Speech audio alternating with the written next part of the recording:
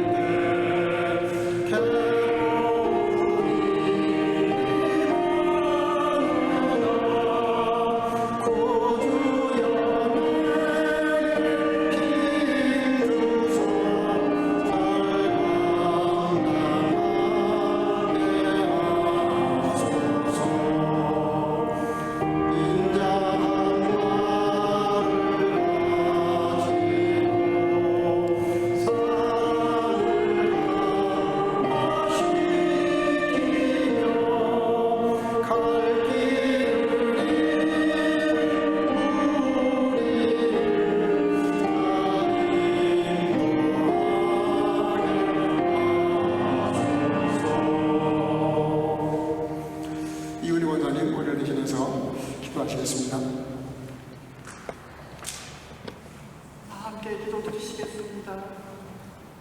사랑과 은혜의 아버지 하나님, 여호와를 기뻐하는 것이 너희의 힘이니라 말씀 주셨습니다. 여호와를 기뻐함으로 주님 기뻐 받으시는 예배, 성령과 진리로 예배 드리오니 주님 먼저 정결한 마음 주시옵소서. 실수하고 넘어지고 허물 많은 저희들이지만 십자가 용서의 은혜로 오늘보다 다시 일으켜 세워주심을 감사드립니다. 언제나 좋은 것 주시기를 기뻐하시는 주님, 다음 주는 첫 번째 대강절을 맞아 독일교회, 가나교회와 함께 연합예배로 드릴 수 있게 하심을 감사드립니다. 언어와 문화가 다른 저희들 가운데 성령의 하나됨으로 합력하는 공동체, 주님 기뻐 받으시는 사랑의 공동체, 믿음의 공동체로 주님 축복하여 주시옵소서. 주님 육신이 연약한 지체들이 있습니다. 수술을 기다리고 있고 난치의 병으로 또 요양원에서 보호 치료받으시는 지체들에게 주님의 크신 손으로 안수하시사 매일매일의 생활에 힘주시고 일으켜 세워주시고 지켜보는 가족들과 의료진들에게도 주님의 긍휼과 자비로 품어주시옵소서. 이 시간 말씀을 선포하시는 목사님, 영육간을 감격해 하시고 성령 충만하여 주시는 말씀이 저희에게 힘과 능이 되어 그렇게 행하여가는 저희 모두가 되기를 간구드립니다. 올려드리는 성가대의 찬양을 흠양하여 주옵시고 예배를 위해 수고하는 주일학교 전도사님, 영상팀, 공사부, 찬양팀, 각 부서에서 섬기는 모든 지체들에게 주님의 크신 격려와 사랑으로 덧입혀 주시옵소서. 주님께 상달되는 예배드리기를 간구드리오며 우리를 구원하신 예수님 이름으로 감사하며 기도 올리옵나이다. 아멘.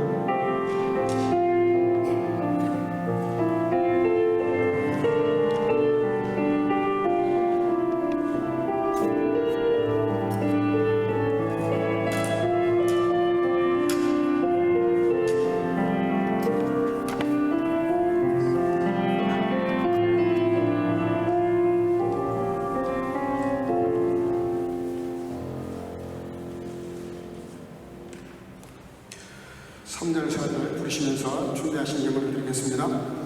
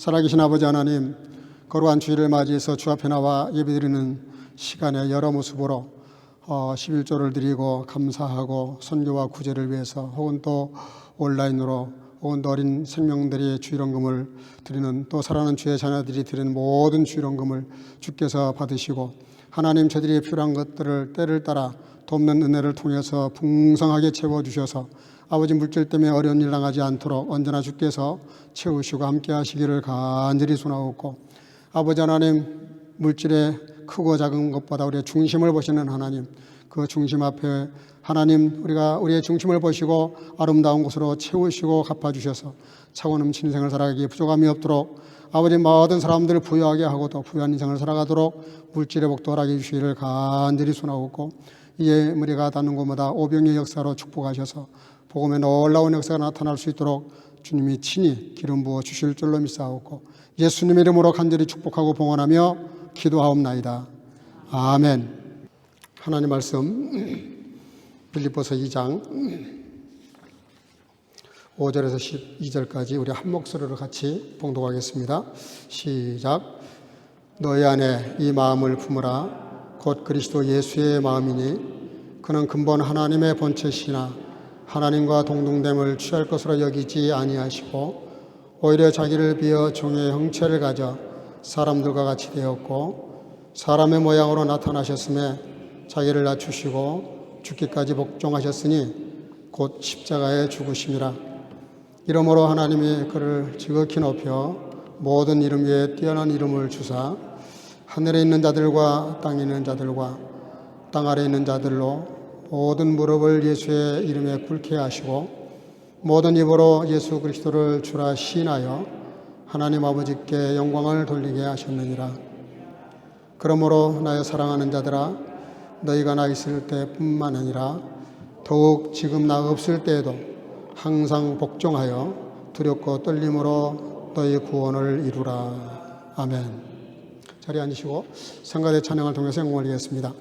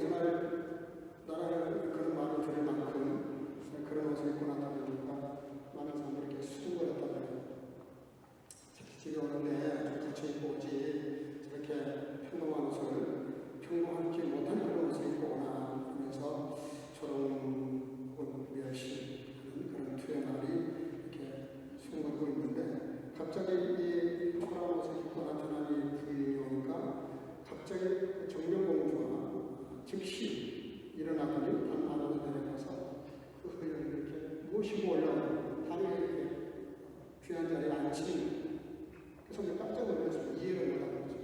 저렇게 남루한 여인이 도대체 누구길래 이렇게 귀한 자리에 모시거나 나중에 알고 보니까 요즘 말로 말하면 총리의 부인이죠. 영의정의 부인이었습니다. 그걸 알고 나서 사람들이 그 여인의 겸손한, 또 공손한, 또 검소한 그런 모습을 보고 마음으로부터 존경을 했다고 합니다. 그래서 사람들 앞에서 제일 껄끄러운 사람이 누구죠? 거만한 사람이죠. 거만한 사람이 참 대하기가 어려워요. 그러나 정말 부담이 되지 않고 마음에 이렇게 평화가 있는 사람들은 늘 겸손한 사람들이에요. 자기를 낮출 줄 알고 자랑거리가 있어서 감추고 어쨌든 이렇게 좀 겸허한 사람을 대할 때는 너무 이렇게 기분이 좋죠. 여러분 우리가 사람들로 별을 심으면 항상 심자들이 나요. 이 뭐냐면 피라고 피. 그 피가 나는데 피와 벼가 거의 똑같습니다.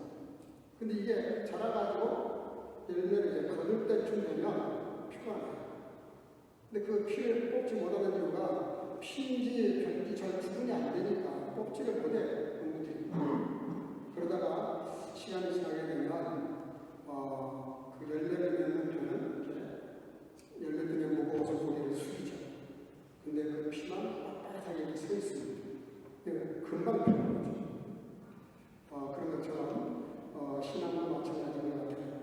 연륜이 쌓이고 또 나이가 들어가서 얻는 어떤 직분이 이렇게 중요해질수록 겸손해지는 사람이 있는가 하면 또 한편으로는 이렇게 교만을 버리지 못해서 피와 같이 빳빳해지는 그런 사람들도 많이 있죠. 성경에 보면 유명한 사건이 하나 있습니다. 모세가 광야를 지나가면서 각 지파마다 2사람씩을 6사람씩을 추천하라. 12지파에 있는 길이니까 모두 72명이 이렇게 추천이 됐습니다. 이게 뭐 하려고 그랬냐면 요즘 말로 우리 식으로 말하면 장로를 뽑기 위해서 그랬습니다. 근데 하나님께서 갑자기 명령이 떨어졌어요. 70명만 뽑아라. 그러니까 모세가 한참 생각해보더니 할 수 없다. 그래서 70장, 종류가 70장이라는 장로라고 쓰고 2장은 백지였습니다. 그런데 집어넣어가지고 제비뽑기에서 뽑을 수밖에 없다. 이게 무슨 소리 우리가 전달을 하냐. 그렇게 했는데 투표를 하려고 하는데 그 제비뽑기를 하려고 하는데 갑자기 2사람이 그 모세를 찾아왔어요. 찾아와가지고 이렇게 말하는데 우리는 장로 조사하고 장로 후보도 될 자격이 없습니다. 우리는 빠지겠습니다. 그래서 2사람 빠질 테니까 그 다른 사람들을 그냥 세우시면 좋겠다. 훌륭한 분들인데 뽑았으면 좋겠다. 이렇게 이야기를 했습니다. 바로 이 2사람이 누구냐면 엘닷과 메닷이라는 사람이었습니다. 이 엘닷과 메닷이 이렇게 와서 자신들의 거짓말을 말하는 주제파를 하니까 도저히 우리는 장로 자격이 없다. 그러면서 빠진 거예요. 그래서 이제 70명을 그 말을 받아들여서 70명에게 안수를 해서 장로를 세우려고 했는데 그때 갑자기 하늘에서 성령이 임하셨습니다. 성령이 임하셔가지고 모든 사람들에게 성령이 충만하게 임하셨습니다. 근데 놀라운 일이 벌어집니다. 그 70명뿐이 아니라 엘닷과 메닷에게도 성령이 같이 이렇게 떨어져 임하셨는데 중요한 것은 70명은 그날 딱 1일처럼 하루만 성령 충만했고 나머지 그 2사람 자기는 자격이 없다고 양보했던 그 2사람은 성령이 떠나지 않았어요. 평생을 떠나지 않았다고 성경을 보거든요.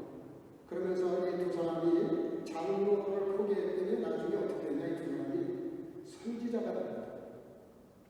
그러니까 그냥 받아들인 사람들은 평범한 사람들이에요. 그렇게 해서 뭐 받아들이기 잘못됐다는 게 아니라 평범한 사람들이고 이 자격이 있음에도 불구하고 엘닷과 메닷은 그렇게 겸손하게 그게 아니라고 이렇게 양보를 하니까 그렇게 쭈룩할 때만 하니까 장로가 아니라 하나님이 선지자로 그들을 세워버리는 그런 역사가 민수기 11장 24절에서 30절에 보면 이런 내용이 나옵니다.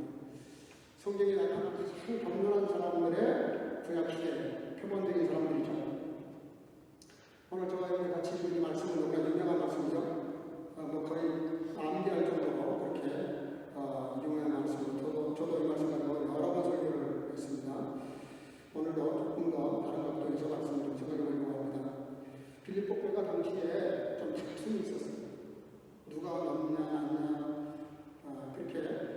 신자들 사이에서 다툼이 있었고 그 다툼이 허영심에서 교만에서 분쟁으로 끌어갔다는 것이 초반에 나옵니다. 그래서 같은 마음을 품어라 이렇게 바울 사도가 이 빌립보 교회를 향해서 이 문제를 어떻게 수습해야 되나. 교인들끼리 서로 네가 뭐냐 내가 뭐냐 제자들도 그랬었으니까 교인들이 그런 거 그렇게 특별한 일은 아니죠. 자기를 과시하려고 그러고 뽐내려고 그러고 이렇게 하니까 점점 이게 나중에는 허세를 부리게 되고 그것이 다툼의 소지가 됐어요. 분쟁까지 가니까 오늘 바울 사도께서 성령의 감동을 받아서 기록한 말씀을 봅니다. 여러분들 우리가 겸손을 그러면 그렇게 가지고 나는 몰랐습니다. 뭐 이렇게 하고 이렇게 이것이 이렇게 겸손인 걸로 이해하는데 그렇지 않은 겸손의 참 뜻을 같이 한번 생각해 보려고 해요. 겸손은 어쨌든 하나님이 사람을 쓰실 때 가장 중요하게 보는 덕목 중에 하나가 겸손입니다. 왜냐하면 겸손해야만 이게 뭐가 드러날 수 있단 말이에요. 받아들일 수가 있어요.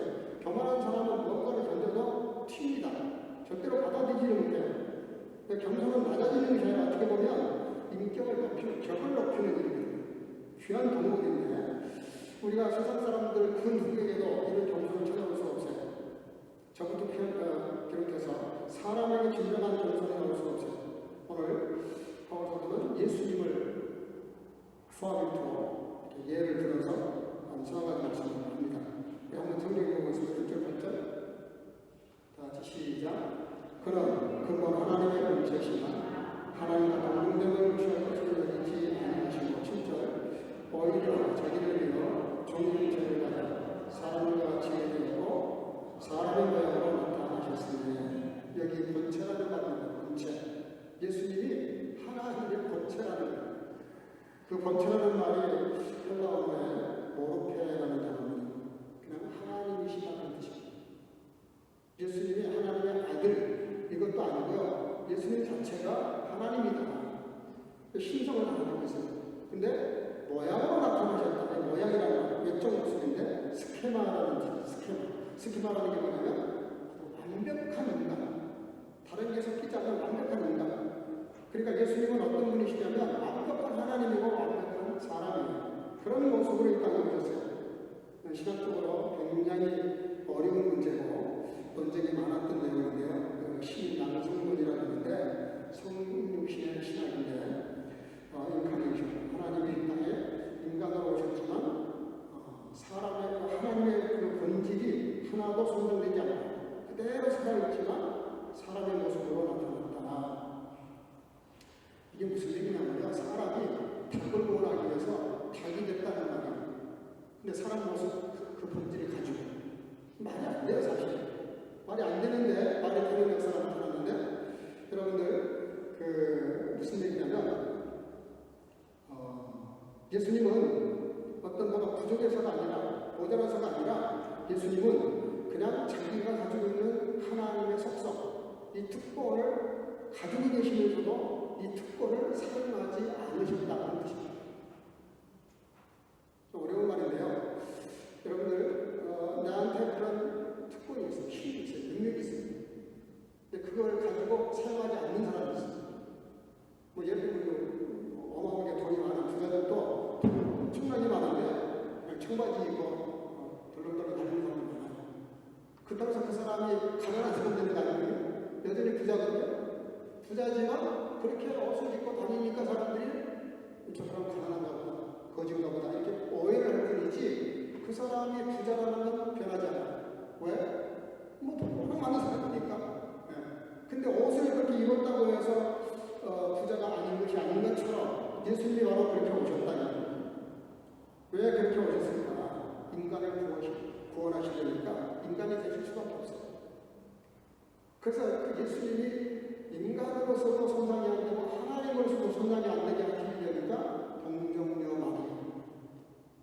요셉과 동침에서 나오면 죄 있는 원죄를 가지고 태어나게 되니까 요셉을 빼시잖아요. 그리고 성령 떼서 잉태를 하셨어요. 그것이 너무너무 신기한 사건입니다. 그래서 창세기에 가서 뭐라고 그러냐면 한번 따라합시다. 여인의 후손. 여인의 후손이라는 말이 그 뜻이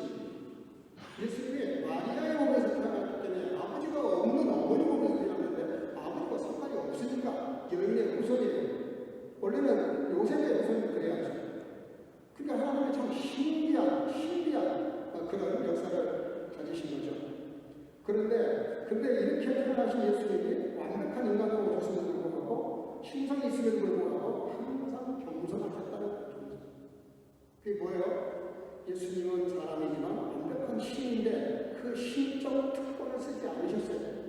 그래서 늘 배고프시면 밥을 한 번 배고프시고 추우면 춥고 감기 들면 아프고 피곤하면 눕고 또 슬픈 일을 보면 눈물을 흘리시고 완벽하게 인간의 모습을 그렇게 주셨어요. 왜냐하면 인간을 구원하시려니까 인간이 되셨어야만 되고 인간이 돼야만 인간의 대표가 될 수 있기 때문에 그렇게 오신 것이죠. 나병 환자들의 아버지라고 불리는 성자 다니엘이라는 너무 유명한 분이죠. 저도 고등학교 때인가 그때 책을 소개가 읽은 소개를 들었었는데 이분이 너무나 예수님의 이 모습을 닮은 그런 삶을 사는데 그가 하와이 몰로카라고 하는 곳에서 섬에서 나와 있는 딸을 이렇게 수용하고 있는 거기에 들어가서 복음을 전하는데 받아들이질 않는 거예요. 콧방귀 끼는 거예요. 네가 건강하니까 우리한테 그렇게 예수 믿어라 어쩌라 이랬지 네가 우리 집안 대봐 하나님 원망할 수 없나 이런 식으로 비난하는 거리니까 다니엘이 하나님께 심각하게 기도를 합니다. 하나님 저를 복음 전도자로 쓰시려면 저에게도 문둥병이 걸리게 해주세요. 말이 안 되는 소리 쳤어요. 저도 35년 전인가 감리아 전을 갔을 때 그러니까 선교사님들이 좀 잘 살아야 되겠다. 그들하고 똑같이 되기 위해서 그들처럼 못 살아버리면 예수를 믿어도 너나 나나 이렇게 돼가지고 약간의 그 장애가 있어요. 그 선교사님들이 그래도 좀 반드시 지혜를 드리고 싶고 뭔가 이렇게 좀 예수를 믿으면서 이렇게 잘 사는구나 이런 거라도 보여줘야 그들이 좀 복음을 이해하는 데 도움이 돼요. 그래서 이분이 문둥병 걸리게 해달라고 기도를 했더니 얼마 지나서 이분이 정말 문둥병이 걸립니다. 너무 그거를 기뻐해요. 정말 복음을 위해서 헌신한 사람이죠. 그래서 그들이 나는 환자가 돼가지고 복음을 전했더니 그때서야 이 사람들이 같은 입장에 내려온 글을 보고 그가 그런 기도했다는 소리를 듣고 나서 감동을 받아가지고 그 성이 예수를 믿는 성이 됐다고 해요. 여러분 진짜 겸손해진 사람은 어떤 사람이냐면 모자라고 부족해서가 아니라 충만함이 필요해요. 충만이 뭐냐면 은혜가 충만하든가 믿음이 충만하든가 하나님의 그 은혜와 축복으로 충만했을 때 오히려 겸손해지기 쉽습니다. 겸손해질 수밖에 없는 그런 위치에서 겸손해지는 게 오히려 더 어려울 수도 있습니다. 이건 누가 만들어낸 얘기겠지만 어느 날 집에 있는 사람이 총기 오니까 하나님의 벌떡 일어나서 끌어안고 환영하다 반갑다 수고했다. 그때 좀 있으니까 집사님이 들어오시니까 일어나서 환영을 해주더래요. 좀 있으니까 권사님이니까 장로님이니까 벌떡 일어나서 하나님의 이렇게 환영을 해주더래요. 근데 저같이 목사가 들어오니까 자리에서 일어나지도 않으시고 왔냐 그러시더래요. 그러니까 그 옆에 있는 사람들이 다 그래도 교회 목사님이 제일 수고 많이 하는 것 같은데 설교하고 신방하고 뭘 많이 하는 것 같은데 왜 목사님을 이렇게 프리드만 하시지? 이러고 물었답니다. 왜 그렇게 목사님을 프리드 하시냐고. 그랬더니 하나님께서 이렇게 말씀하셨다는 거예요. 저 목사는 내가 잠깐만 자리에서 일어나면 잽싸게 와서 내 자리에 앉는 거예요. 별로 앉으면은 이게 뭔 얘기냐면요. 사람이 뭔가 이렇게 갖춰졌고 뭔가 해야 될 책임이 많아지고 이러면 더 겸손해져야 된다는 겁니다. 사람이 자기가 어떤 무슨 위치를 차지하거나 무슨 뭐가 있을 때 그때 더 겸손해야 된다는 그런 교훈이죠. 두 번째는 예수님의 겸손은 한번 따라합시다. 자기를 비우는 겸손. 자기를 비우는 겸손. 두 번째는 자기를 비우는 겸손입니다. 아까 읽었지만 다시 한번 읽어보겠습니다. 6절, 7절. 같이 시작. 그는 근본 하나님의 본체시다. 하나님과 동맹을 지을 것을 이루지 아니하시고 오히려 자기를 비워 종의 형체를 가지사 사람들과 같이 되셨고 여기 자기를 비웠다는 말 케노시스라는 말인데요. 이 말이 바로 그런 뜻입니다. 특권을 포기했다는 뜻입니다. 자기를 비웠다는 말이 다른 뜻이 아니에요. 특권, 자기에게 있는 힘, 능력, 특권을 포기했다는 거예요. 예수님은 분명히 신적 요소를 가지고 계시지만 그 특권을 상하지 않게, 사용하지 않기로 결정했다는 뜻입니다. 여러분들 그게 겸손입니다. 그 겸손이 없어서 안 되니까 어쩔 수 없이 그게 겸손이 아니고요. 진정한 겸손은, 적극적인 겸손은 내가 권리가 있다니까, 능력이 있어요. 충분히 할 수 있어요. 그런데도 아니라고 자제하고 절제하는 거예요. 내 권리나 내 자존심이나 내 주장 있어요. 그런데도 불구하고 그냥 그거를 주장하지 않는 거예요. 사용하지 않는 거예요. 특권을 사용하지 않는 거예요. 요셉 같은 경우 봐요. 나중에 형들 만나가지고 형들이 벌벌 떨잖아요. 한 짓이 있으니까 분명히 요셉은 우리를 죽일 거다. 그때 요셉이 어떻게 합니까? 그 요셉의 그 마음이 정말 대단한 말인데요. 하나님의 생명을 구하시려고 나를 먼저 보내주셔서 이렇게 된 겁니다라고 설명해요. 이게 진짜 겸손입니다. 이게 뭐죠? 내가 이렇게 성전수전 독일날 살아가고 이렇게 해서 엄청난 어려움을 겪었지만 거기서 내가 믿음을 버리지 않고 꿈을 버리지 않고 내가 열심히 해서 총리가 돼서 됐지만 내가 용서해 주겠다. 어떻게 보면 굉장히 겸손 같은데요. 이거 진짜 교만입니다. 초점을 어디다 맞추면 자기 맞춥니다. 근데 뭐라 그래요? 내가 있게 된 거는 비록 당신들이 나를 팔았다고 지금 벌벌 떠는 것 같은데 당신들이 했지만 그게 당신들이 아니고 나를 그 많은 과정을 통해서 총리가 되게 하셨지만 총리가 되게 한 것도 내가 된 것이 아니라 하나님이 섭리하셔서 되셨다. 그러니까 자기가 총리 된 것을 하나님에게 공로를 넘겼어요. 그게 겸손입니다. 할렐루야. 겸손을 정확히 알아야 돼요. 겸손은 내가 이렇게 두 손을 모으고 손을 막고 고개 숙인다고 그게 겸손이 아니고 진정한 겸손이 뭐냐면 모든 공로를 요셉이 잘하는 말 하잖아요. 자기한테 잘못한 형들하면 호되게 낮출 수도 있잖아요. 근데 그렇게 하지 않아요. 그냥 하나님이 나로 하여금 이렇게 높여주셨다. 그래서 요셉이 총리로서 격이 높아집니다. 같은 총리지만 격이 다른 거예요. 격이. 자기가 그렇게 한 번 높아진 걸 가지고 의시되거나 상대방을 제압하거나 이게 아니고 형들이 벌벌 떠는 거는 그가 이렇게 총리가 됐기 때문에 벌벌 떠는데 그 앞에서 총리 되게 하신 것이 내가 된 것이 아니라 하나님이 되게 하셨다라고 공로를 거기다가 초점을 맞추는 다시 말하면 내가 아니고 하나님께 초점을 맞추고 생각하는 게 겸손이다. 할렐루야. 그런 겸손을 가지시는 주님을 축복합니다. 근데 반대로 사울왕은 어떻게 해요? 전쟁에 승리했어요. 많은 노예들도 뺏어요. 그래서 상당히 기분이 좋아졌어요. 근데요, 그는 승리한 다음에 마음을 다스리지는 못해요. 그리고 은사를 못 얻어요. 제사장만 드릴 수 있는 제사를 제사장이 좀 늦었다고 기다리지는 못하고 자기가 제사를 지내버립니다. 그 불순종이 사무엘이 표리가 되는 계기가 됩니다. 여러분들 그뿐만이 아니죠.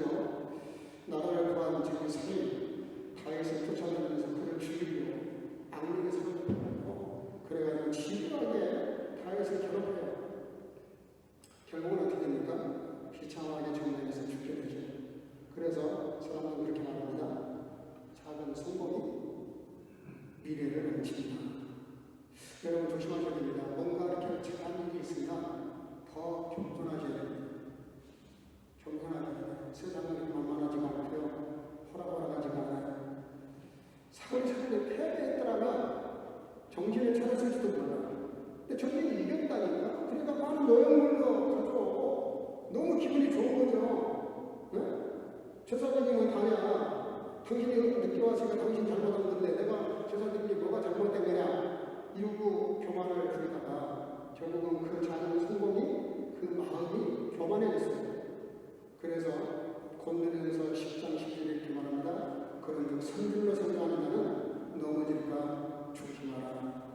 갈라디아에서는 된 줄로 알지 마라. 그 망하는 일이다. 그래서 교만은 패망의 성공이다. 성경은 교훈하고 있습니다. 그래서 여러분들 오늘 두 번째는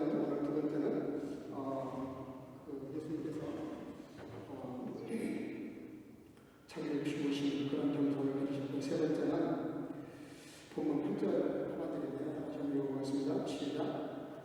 자기를 낮추시고 죽기까지 복종하셨으니 곧 십자가에 죽으신다. 아멘. 네, 세 번째 겸손은 하나님의 뜻을 따르기 위해서 결단하는. 겸손의 절정이 뭐냐면, 겸손한 사람의 절정이 뭐냐면 순종적인 뭐든지.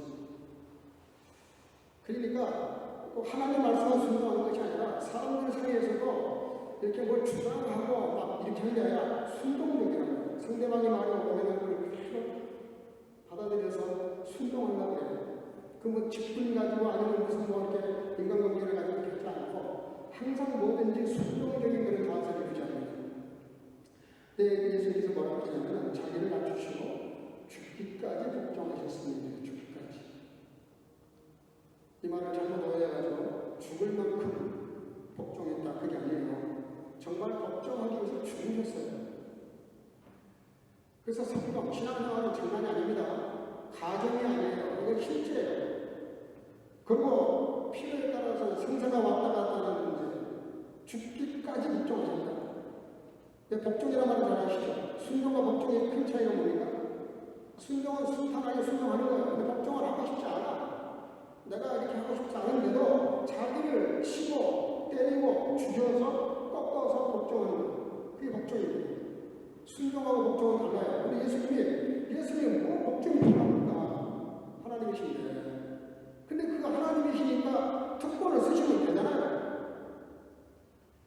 십자가 내가 왜 못 박혀요? 다른 놈들 갖다, 죄인들 갖다 다 못 박아봐야지. 그게 우리 일반적인 인생은 아니에요.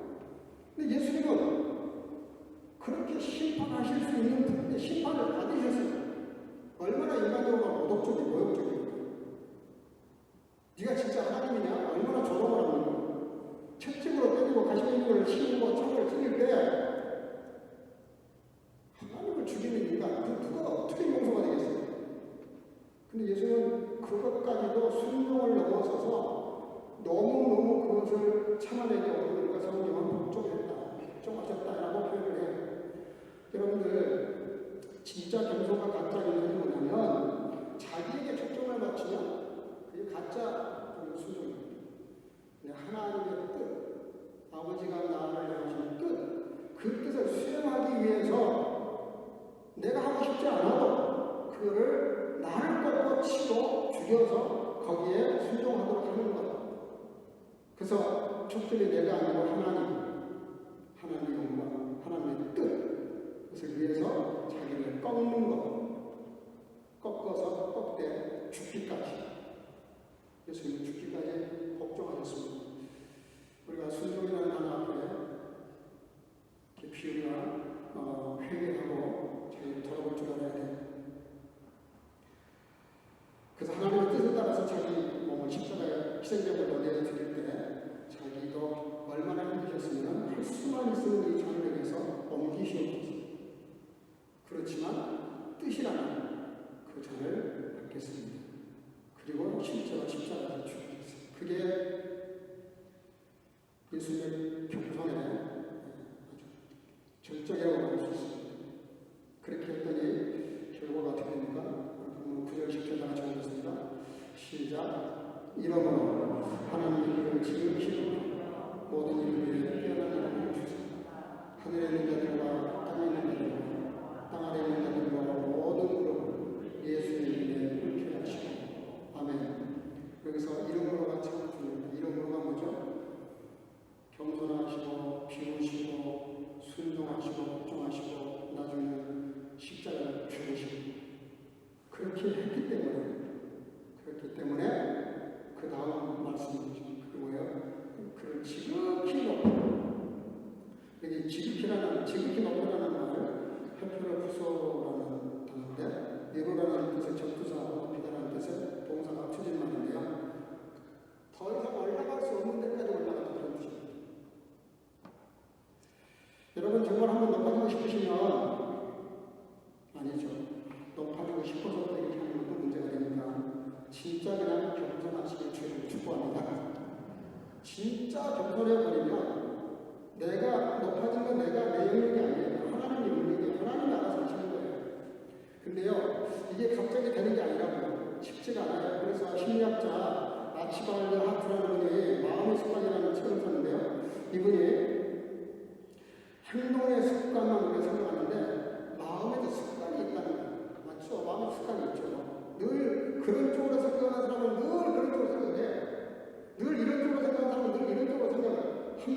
나중에 그것이 반복되면 무의식 속에 자리 잡는다. 그래서 하늘 그쪽으로 기울어져요. 근데 그분이 그렇게 재밌는 말을 했어요. 내가 다른 사람을 볼 때 좋은 점을 보는가 나쁜 점을 보는가. 자꾸 내 눈에 나쁜 점이 안 좋은 내가 특별한 것들 자꾸 눈에 들어오면 본인은 잘 모르지만 그의 평안한 마음이 있다는 거죠. 근데 누구를 봤을 때 자꾸 좋은 점을 보려고 좋게 보이면 자기도 잘 모르겠지만 그 마음의 바탕에는 겸손이 있어서 그런 거예요. 근데 가만히 생각해보니까 그런 생각해보니까 맞더라고요. 내가 마음이 이렇게 높아지잖아요. 다른 사람들 깔고 무시하거든요. 그리고 잘못 판단해요. 자기 판단해요. 상대방을 저렇게 알지도 못하고 판단해요. 근데 마음이 낮아지면 상대방이 좀 잘못한 것조차도 나는 조금 더 잘못하는데 이렇게 마음을 낮추니까 다 좋게 보일 수밖에 없어요. 이분이 아주 심리를 잘 파악하고 이해하고 그러시는 것 같아요. 이건 제 얘기가 아니고 성경도 나옵니다. 열왕기상 3장 9절에 한번 보겠습니다. 시작. 누가 주의 많은 백성을 재판할 수 있사오나 지혜로 마음을 조리해 주시고 주의 백성을 재판하여 선악을 분별하게 하옵소서. 아멘. 여기 한글 성경에는 지혜로운 마음이라고 되어 있는데 원문은 좀 달라요. 원문은 어떻게 되냐면 원래 지혜라는 게 히브리어로 호크마라는 거예요. 근데 여기에 솔로몬이 지혜로운 마음을 주사 저에게 주사했는데 지혜로운 마음, 지혜로운이 호크마가 아니에요. 뭐라고 되냐면 원래 레브 쇼메아, 레브 쇼메아라는 말이 뭐냐면 듣는 마음, 듣는 마음. 상대방을 존중해서 잘 경청하는 마음을 말해요. 그러니까 뭐예요? 누가 주의 임하는 백성을 재판할 수 있어요. 재판장이 그 피고인의 말을 정확히 안 들으면 어떻게 판결을 하겠습니까? 그러니까 지혜는 그 다음 문제고요. 솔로몬이 정말 구했던 것은 지혜가 아니고 백성들의 마음을 잘 이해할 수 있도록 듣는 마음을 달라고 기도한 거예요. 호크마가 아니라 레브 쇼메아를 구한 겁니다. 먼저 들을 수 있는 귀를 열어달라. 그런 마음을 주셨어요. 여러분들 경건한 사람의 특징이 뭐죠? 상대방 말을 듣지 않는 거죠. 그러니까 귀로 안 들려고 할 뿐만 아니라 들었다 하더라도 그 말을 악체하지 않으면 자기 주관이 너무 강해서 내 방식대로만 해야 된다는 그 상대방을 받아들이려고 하지 않습니다. 솔로몬 왕이 어린 나이에 왕이 됐을 때 그는 정치를 위해서 어떤 기교를 달라, 정치력을 달라, 권력을 더 달라, 좋은 부하들을 달라 이런 거 기도하지 않았습니다. 들을 수 있는 귀를 달라 그렇게 기도했습니다. 그게 겸손의 아름다운 모습입니다. 여러분 겸손하면 상대방의 말을 잘 듣거든요. 들어요. 왜 저렇게 말하는지. 근데 교만한 사람은 자기 것이 뚜렷하기 때문에 절대로 양보하지 않습니다. 전충하려고 하지 않아요. 그냥 밀고 나가는 거예요. 하나님은 그런 솔로몬에게 뭘 주십니까? 그다음에 지혜도 주시고 부도 주시고 명예도 주시고 장수의 복까지 주셨어요. 그게 왜 그렇게 되세요? 듣는 겸손한 마음을 가졌기 때문에. 오늘 본문 11절 보겠습니다. 시작. 모든 입으로 예수 그리스도를 축하하시며 하나님 아버지께 영광을 돌리게 하십니다. 아멘. 여러분 궁극적으로 하나님께 영광 돌리는 삶이 어떤 거냐면 예수님처럼 겸손하게 살고 겸손하게 예수님의 경건을 잘 몸에 마음속에 새겨 넣어서 예수님처럼 겸손하게 살면 이렇게 하나님의 영광이 된다는 거예요. 우리가 하나님의 영광을 돌리기까지 내가 하는 일을 통해서 내가 사는 삶을 통해서 영광 돌리기가 쉽지 않습니다. 그 세계 최고의 오라토리오 세 개가 있죠. 핸델의 메시아, 멘델스존의 엘리야, 하이든의 천지창조가 있는데 이게 1732년, 1798년 슈바르츠만 그 궁전에서 천지창조가 이렇게 창조가 됐습니다. 많은 사람들이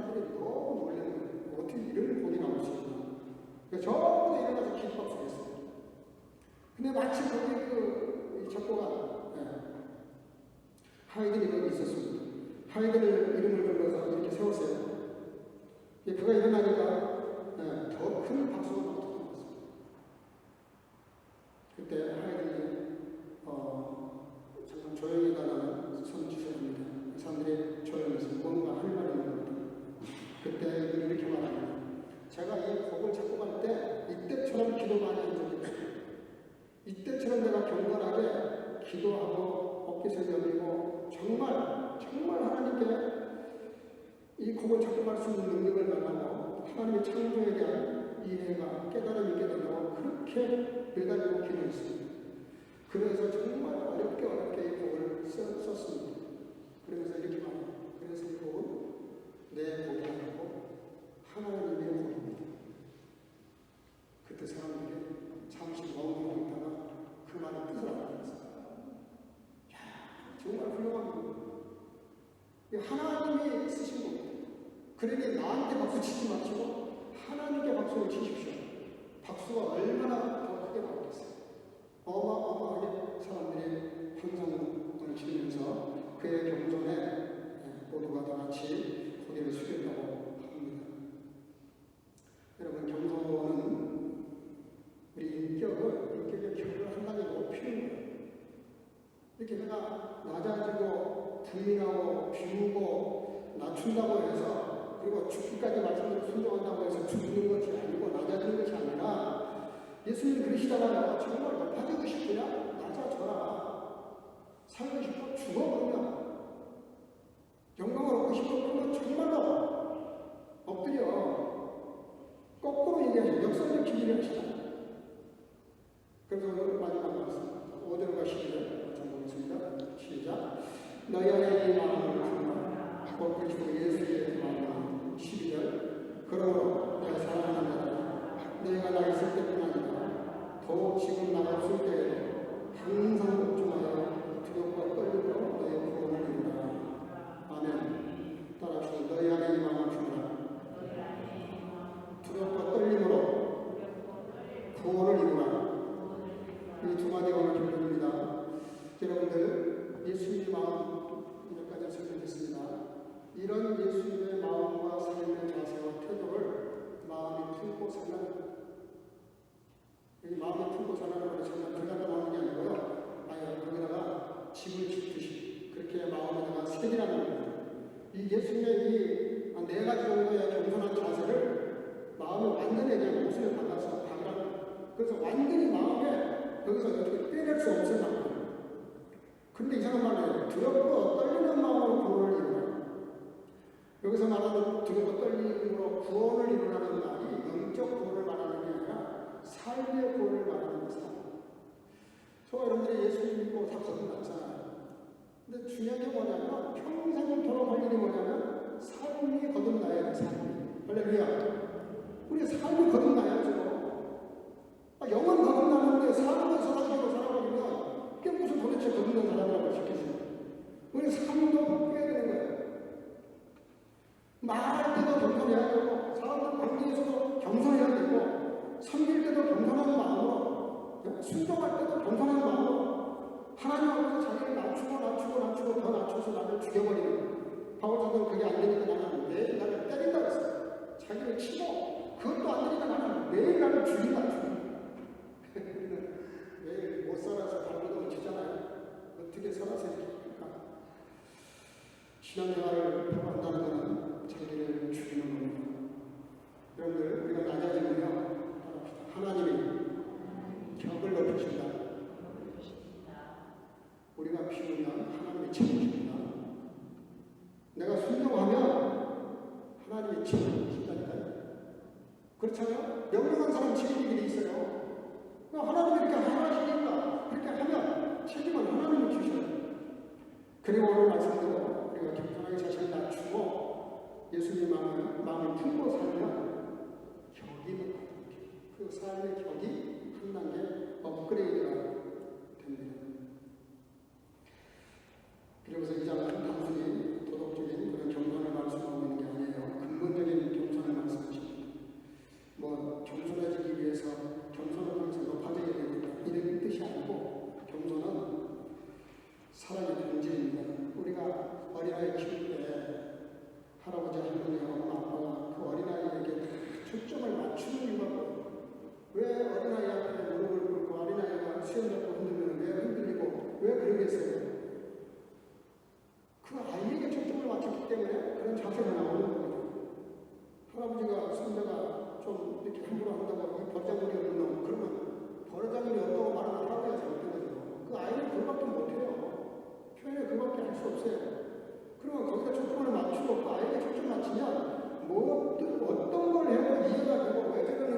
승리하려고 애를 쓰고 그 아이 중심으로 사는 사랑의 본질이죠. 사랑은 내 중심으로 나가는 건 사랑이 아니에요. 항상 사랑의 본질은 상대방을 중심으로 상대방이 뭘 필요한지, 뭘 싫어하는지, 어떻게 해야 기분 좋은 건지 모든 전적을 상대방에게 맞춘 사람, 그 사람이 진짜 사랑이 뭔지 아는 사람이죠. 상대방이 무슨 생각을 하든지 말든지 내 멋대로 하겠다는 것은 사랑의 본질에서 있는 두 사람하고 더더군다나 경청하지 못하는 것이죠.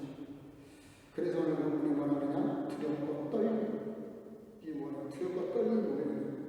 정말 상대가 조심하고 말 한마디도 생각을 좀 하고 기도 좀 하고 그리고 뭔가 이럴 때도 더 많이 기도하고 하나님의 뜻이 어디 있는지 더 찾아보고 그렇게 하면서 그거를 겁없이 하지 말고 두렵고 떨리는 마음으로 예수님의 마음을 풀고 거듭난 영이 삶을 거듭나다 말씀과 성령으로 싸워서 승리할 수 있는 저와 여러분 되시기를 주님으로 축복합니다. 청년부 찬양을 위해서 준비해 주시고 기도 제목을 드리겠습니다. 오늘 설교 말씀대로 경영은 단순한 것이 아니에요. 초점을 하나님께 맞추고 최선을 위해서 죽기까지 복종하는 겁니다. 김종의 삶을 위해서 기도하시기 바라고 내일 아침날 해를 들어가고 있는 집사님 좀 큰 수술이 지금 기다리고 있습니다.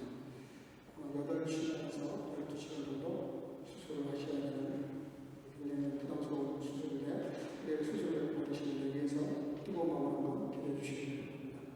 그러면서 유혜리와 한성덕 장로님 좀 양봉 돌아오셨는데 회복을 위해서 기도해 주시기 바랍니다. 다음 주 30일 첫번 강력절인데 연합예배를 위해서 기도해 주시고 다음 주 10시 반에 연합예배 한 번으로 끝냅니다.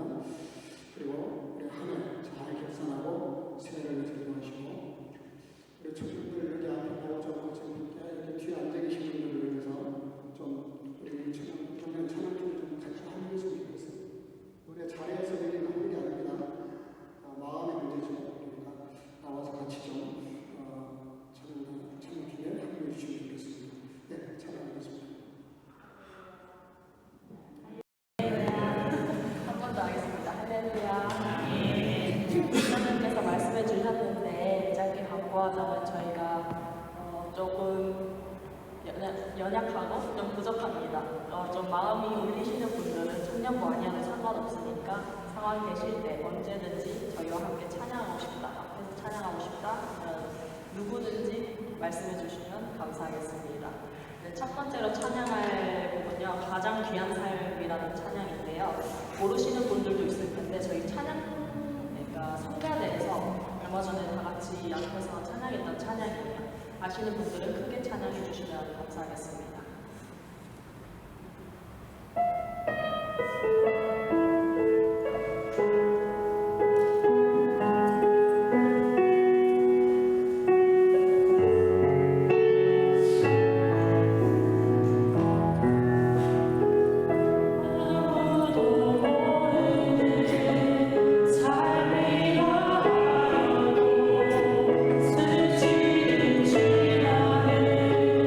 삶이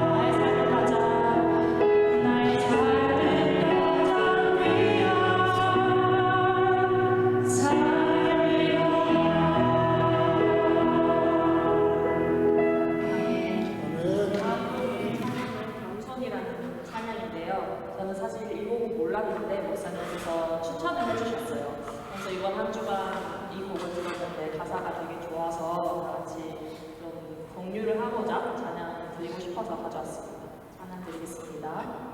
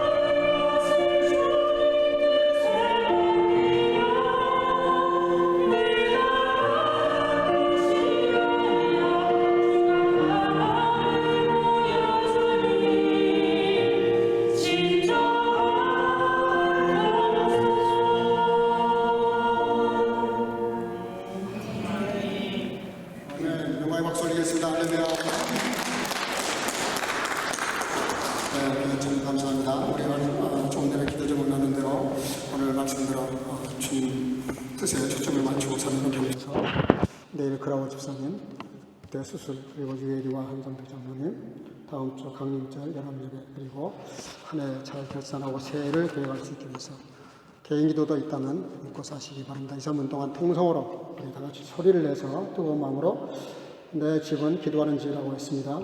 교회 가서 기도 못하면 어디 가서도 기도하기 어렵습니다. 이 시간에 뜨거운 마음으로 다 같이 통성으로 기도하겠습니다.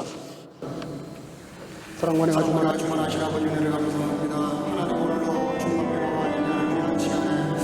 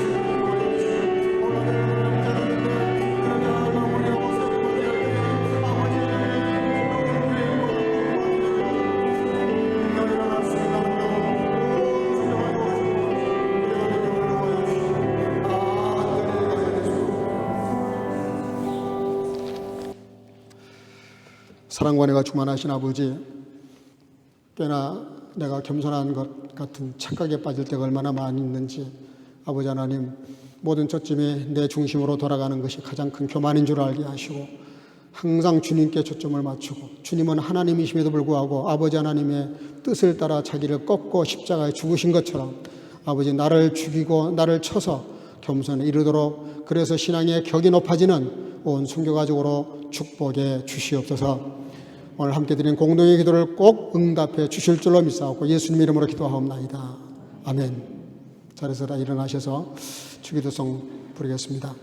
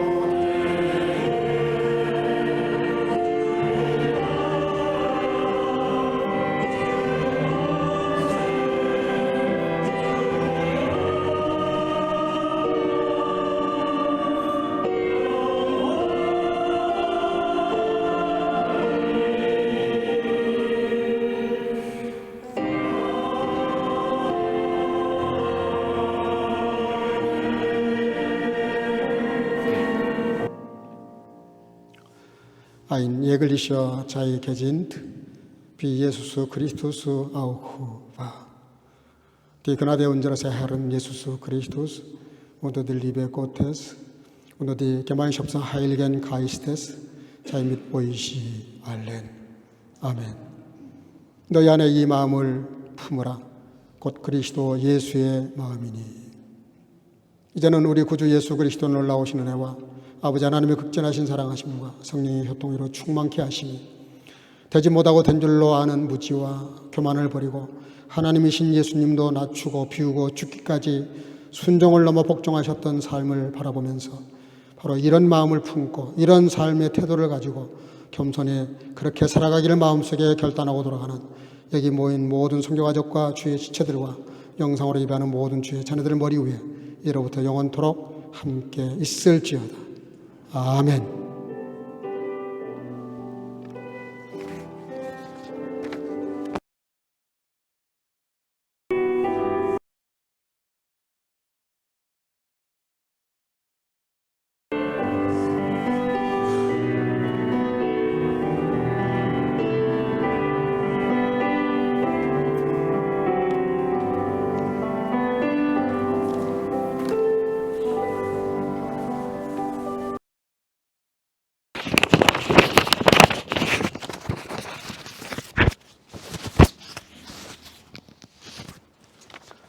잠깐만 자리에 앉으시고요. 오늘 이렇게 많이 오셨지만 또 많이 빠졌네요. 연락도 서로 해서 여행 가신 분도 계시고 출장 가신 분도 계십니다. 위해서 기도해 주시기 바랍니다. 끝나면 한 분도 빠지 마시고 가셔서 교제 나눠주시길 바라고요. 다음 주일입니다. 다음 주일 첫 번 강림절인데 오전 10시 30분에서 이 자리에서 독일 가나 우리 교회가 연합으로 합동 예배를 드립니다. 오후 우리 교회 예배는 없습니다. 이 합동 예배로 대신하겠습니다. 다 나오시기를 바랍니다. 그 끝나면 저기 2층 대강당에서 각국 음식을 가지고 저렇게 만찬을 합니다. 한 번도 빠지 마시고 다 오셔서 각 나라 음식도 좀 같이 나눌 수 있기를 바랍니다. 오늘 선거 연습 있죠? 이거 잠깐 한 15분 교제 나누고요. 오셔서 바로 연습을 지난주도 했는데 오늘 하실 때 좀 우리 청년들도 그렇고 좀 가능하면 좀 합류해 주세요. 왜냐하면 이 독일교회에 우리 교회를 소개하는 것이기도 하고 무엇보다도 하나님께 찬양 올리는 것이 얼마나 귀한 일인지 몰라요. 최대한으로 좀 협력해 주시기를 바랍니다.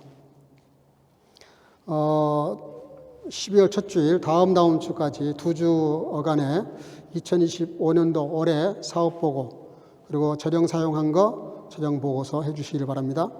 그리고 26년도 새해 사업 계획하고 거기에 맞는 예산을 편성하셔서 그래서 부석이 경은석 권사님에게 제출해 주시기를 바랍니다. 그리고 우리 우크라이나 전쟁고와 북한의 어린 장애들 위해서 이달 12월 말까지 해서 성탄절에 보내도록 하겠습니다. 지금 코스테 내년 2026년 3월 첫 주입니다. 코스테 그 배너가 나왔습니다. 이번에 이게 강사 교섭도 힘들고 또 배너 만드는 것도 상당히 시간이 걸려서 그제 나왔는데 내일쯤 제가 그 단톡방에 배너를 올리겠습니다. 거기 클릭하시면 바로 참가 신청할 수 있게끔 되어 있습니다. 그래서 가기를 원하시는 분들은 참가 신청해 주시고요. 저에게 메일 해 주시면 그 교회에서 교통편을 어떻게 해서라도 만들어 보겠습니다. 그리고 그 회비를 절반을 보조하도록 그렇게 선교부에서 하도록 하겠습니다. 예년처럼 그렇게 주시기 바랍니다. 네, 오늘 생일 맞이하신 분 우리 반주 좀 해줄 수 있어요? 안미 집사님. 네, 생일 축하송 할 수 있죠? 악보 없으면 안 되나? 예. 그런 말 없이 생일 축하를 해야 되는데 지금 우리 윤은희 집사님, 우리 또 심재인 형제 잠깐 일어날래요? 예, 반주하시면서 그러면 예, 감사해요.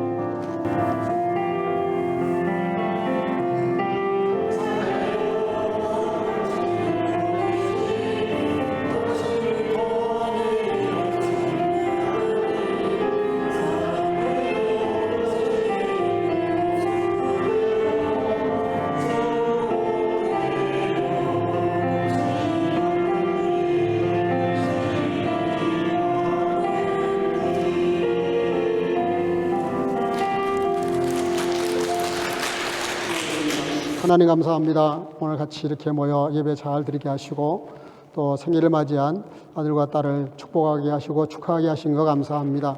지금까지 함께 하신 아버지 하나님 장래도 함께 하셔서 늘 주님이 동행하심으로 존귀하고 영육으로 강건하고 행복하고 감사가 넘치는 축복된 삶으로 주께서 이끌어 주시고 인도해 주시기를 간절히 소원하고 아버지 하나님 오늘 말씀드린 대로 이 한 주간도 겸손에 대해서 깊이 묵상하는 가운데 내 중심의 삶에서 주님 중심의 삶으로 주님 뜻을 행하며 살아가는 겸손을 통해서 영광 돌리는 삶이 될 수 있도록 한 주간의 삶도 붙잡아 주시고 특별히 다음 주에 있을 연합 예배 우리 모두가 다 같이 참석하되 또 성가대로 섬기는 일에 함께 동역할 수 있도록 은혜 베풀어 주셔서 아버지 영광이 드러나는 귀한 예배가 될 수 있도록 성령으로 기름 부어 주실 줄로 믿사오고 특별히 함께 드린 모든 기도를 응답해 주실 줄로 믿사오고 예수님 이름으로 축복하고 기도하옵나이다.